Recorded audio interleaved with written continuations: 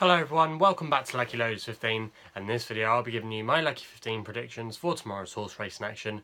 As usual here on the channel, before we get stuck into those, just looking back on how today's selections ran, it was very frustrating in the end. We had no winners, we had Ebar Gun finishing second place, and the others were very disappointing. They finished really with nowhere to be seen. They weren't that competitive in the race. One or two maybe hard luck stories though. Thought Rapine was a little bit unlucky for Ryan Moore and Sir Michael Stout at Yarmouth, but overall it was a very frustrating day. But hey ho, that's racing, that's the way it goes. But hopefully we can bounce back tomorrow. Also as well, I mentioned earlier in the week, some of you might remember that I was at Brighton with the Racing Post on Tuesday. I'm going to be with the Racing Post again tomorrow at Sandown. I'm really looking forward to that. And actually 3 of the selections in this vlog will come at Sandown, and that's where we kick things off tomorrow in the first race on the card, in the 120, with a horse called Open Wide. It's 4-1 with bookmakers at the moment, trained by Amanda Parrott, Sussex-based trainer. Jim Crowley is booked for the ride.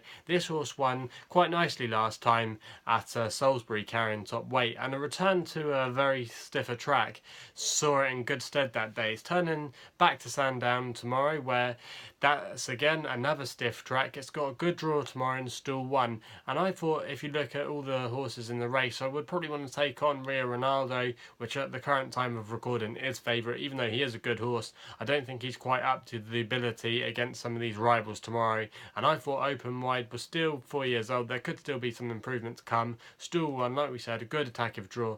You always need to be on that rail normally at Sandown, especially over the 5 furlongs. It's a very stiff 5 furlongs, and I wouldn't be surprised if this one could go and get us off to a winning start tomorrow, and I thought 4-1 wasn't a bad price there. We then go to Doncaster for our next selection with a horse called Mythical Spirit. 4-1 again, the prices at the moment, trained by Julie Camacho, and Paul Mulrennan's booked for the ride. This horse has been very consistent this season. Its form figures read 2, 1, 1, 2, 2 in its last 5 starts, so it often makes a frame, and I thought 4-1 wasn't a bad price. It's been running in some really decent company against some better rated horses, and been quite close to some of those horses, and tomorrow it's a little bit easier I think compared to what it's been running in, and I could see this horse going really well tomorrow, and I thought 4-1 that wasn't a bad selection there. We then get back over to Sandown in a listed race in the 3:13. I really like the chances here of Euginio,